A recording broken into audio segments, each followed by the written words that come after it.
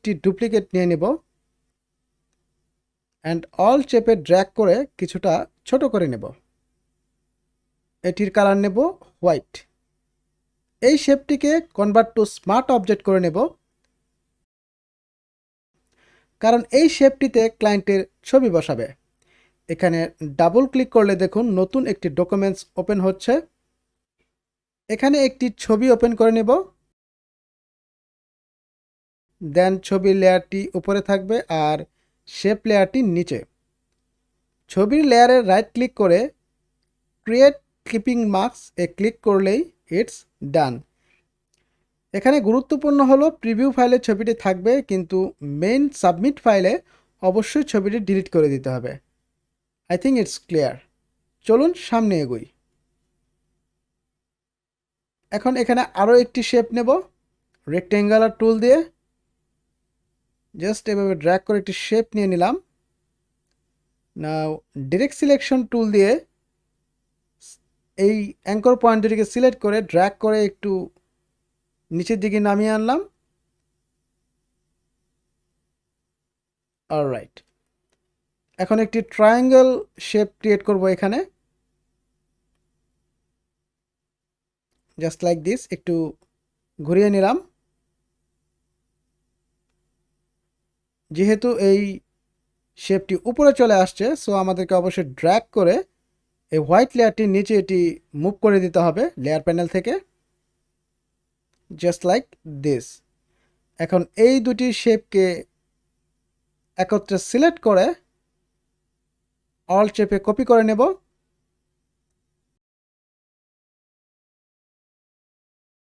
দেন edit থেকে ট্রান্সফর্মে গিয়ে flip হরিজন্টালে click করলে দেখুন এটি ফ্লিপ হয়ে যাচ্ছে।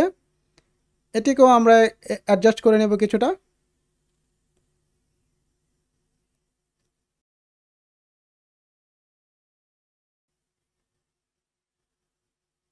ওকে, এখন আমাদের লোগো বসাতে হবে। এখানে লোগো, টেক্সট সব কিছুই বসাবো। এখন আমরা একটি গুরুত্বপূর্ণ কথা শেয়ার করতে চাই।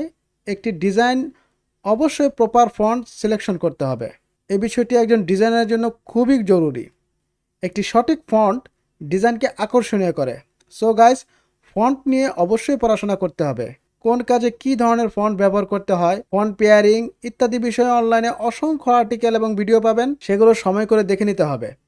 আজকে যেহেতু এনভার্টোতে আমরা ডিজাইন আপলোড করতে চাইছি, সো এনভার্টো মার্কেট প্লেসে একটি আইডি কার্ডের জন্য কী ধরনের ফন্ট ব্যবহার করা হয় তা ভিডিওটির শেষে আপনাদেরকে দেখিয়ে দেব।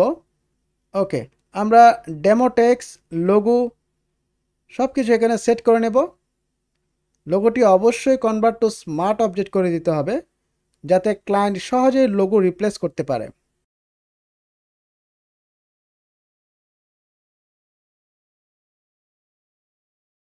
এখানে আমি ফন্ট নিয়েছি ওপেন সেন্স। আরও একটি বিষয়, এই কাজটির জন্য সর্বনিম্ন 7 পয়েন্ট নিতে পারবো আমরা ফন্টের সাইজ। এর নিচে ফন্ট সাইজ নট অ্যালাউ।